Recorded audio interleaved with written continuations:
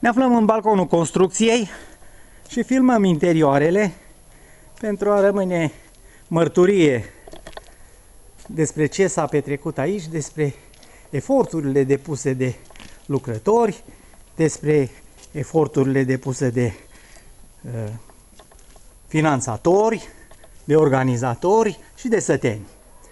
Și aceste imagini dorim să rămână peste vreme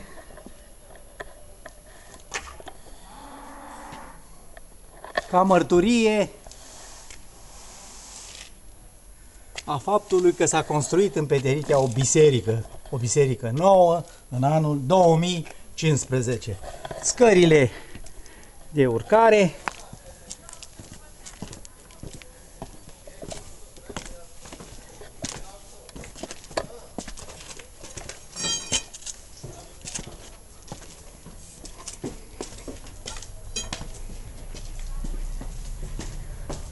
și din nou fațada bisericii, tot mulțumim.